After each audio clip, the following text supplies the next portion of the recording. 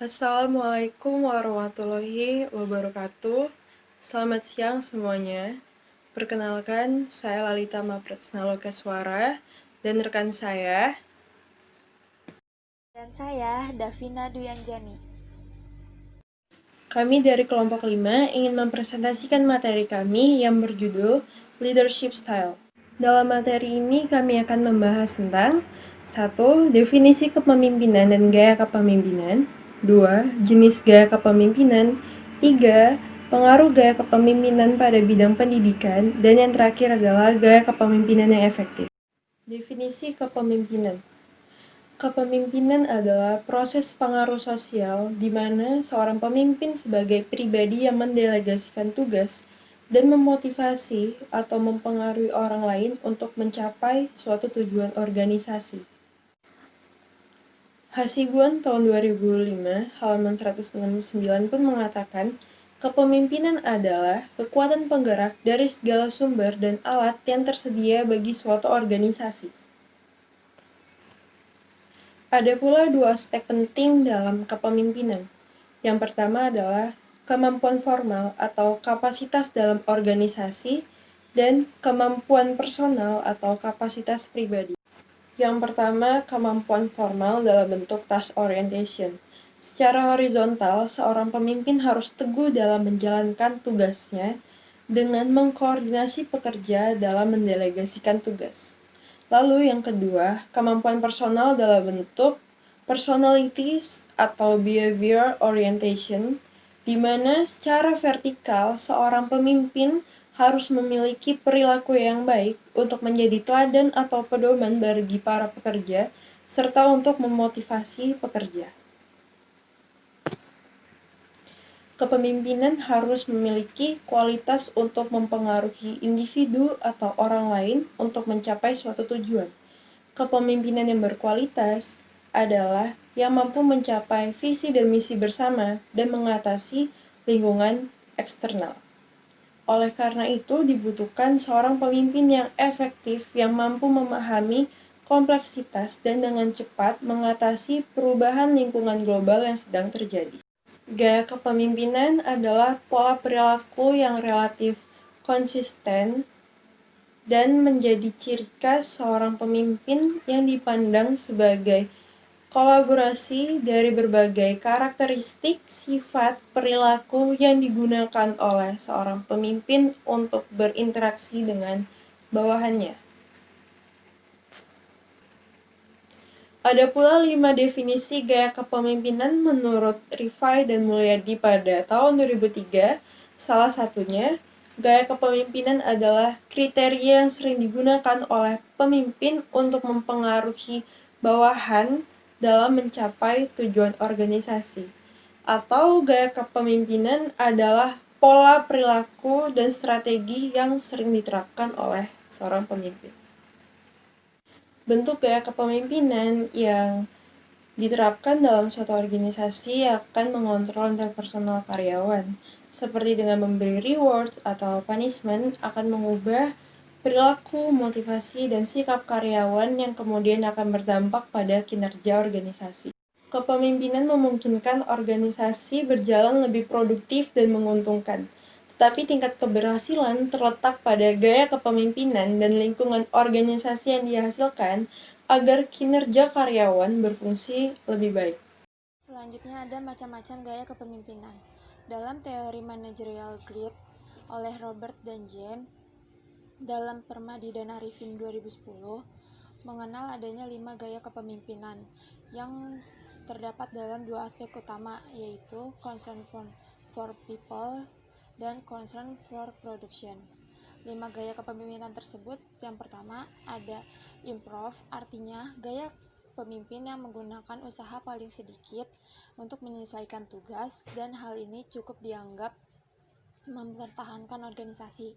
Yang kedua ada country club, artinya gaya kepemimpinan yang didasarkan pada hubungan informal antar individu dan menekankan pada penghargaan pada hubungan kemanusiaan secara maksimal. Yang ketiga ada tim, artinya gaya kepemimpinan yang didasarkan pada kepercayaan dan penghargaan antar sesama anggota kelompok. dan menganggap bahwa keberhasilan suatu organisasi tergantung pada hasil kerja kelompok. Yang keempat ada task. Pada gaya kepemimpinan ini menekankan pada penampilan individu dalam organisasi. Yang terakhir ada middle road, artinya pada gaya kepemimpinan ini menekankan pada keseimbangan antara tugas dan hubungan manusiawi yang optimal. Menurut Burns 1978, ada dua gaya kepemimpinan yang menonjol. Yang pertama, gaya kepemimpinan transformasional dan gaya kepemimpinan transaksional. Gaya kepemimpinan transformasional yaitu menekankan pada motivasi dan pengembangan bawahan pribadi. Pada gaya kepemimpinan ini, anggota organisasi juga dapat menyampaikan aspirasi dan kebutuhan mereka untuk menciptakan kinerja yang diharapkan dengan hasil organisasi yang diinginkan.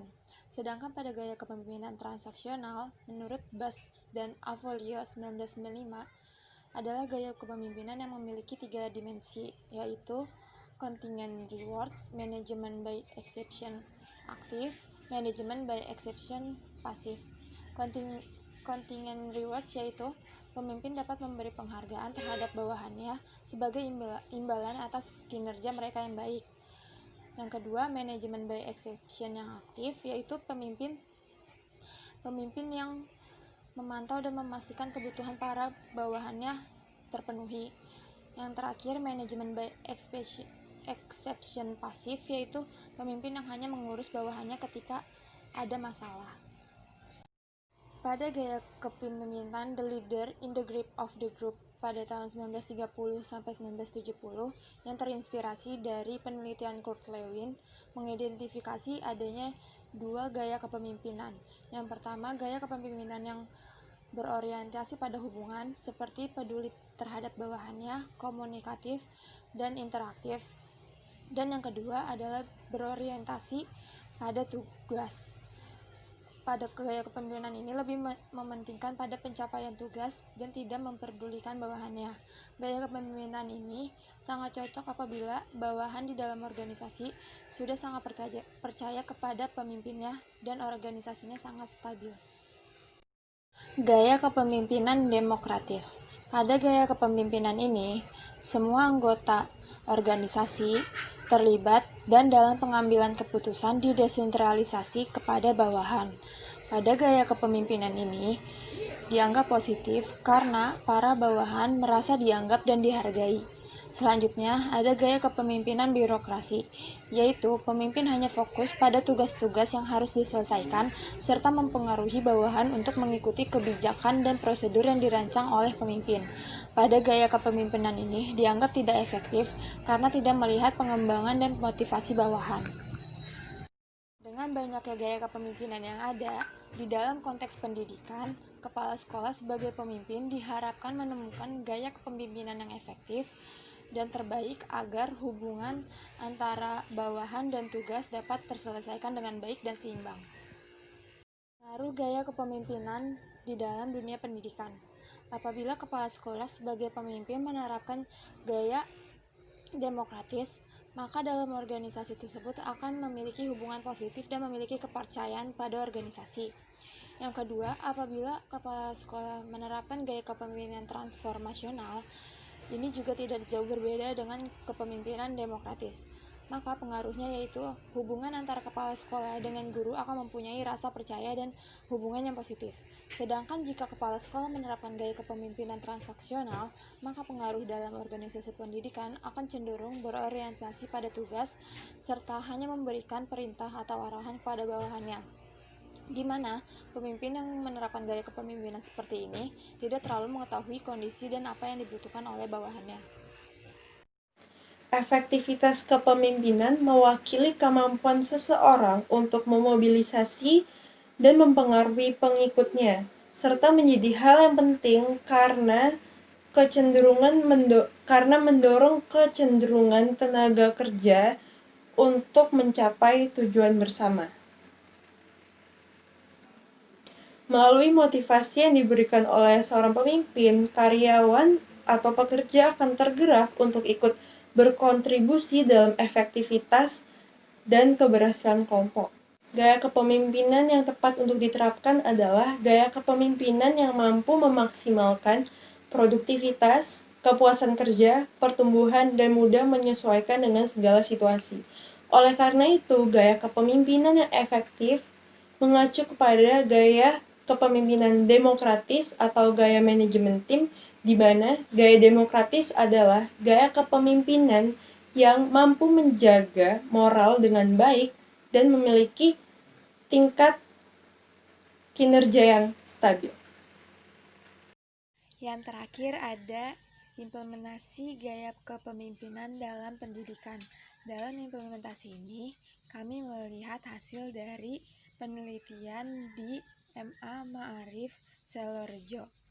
Pada penelitian ini disimpulkan kepemimpinan yang dilakukan oleh kepala sekolah tersebut cenderung menggunakan gaya kepemimpinan transformasional karena yang pertama, gaya kepemimpinan kepala sekolah tersebut dapat mempengaruhi terhadap kinerja guru di MA Ma'arif Sulorejo. Yang kedua, adanya pengaruh yang signifikan antara motivasi kinerja guru dengan kinerja guru. Yang ketiga, adanya pengaruh gaya kepemimpinan kepala sekolah dan motivasi kerja guru terhadap kinerja guru. Sekian presentasi dari kelompok kami, kurang lebihnya mohon maaf. Wassalamualaikum warahmatullahi wabarakatuh.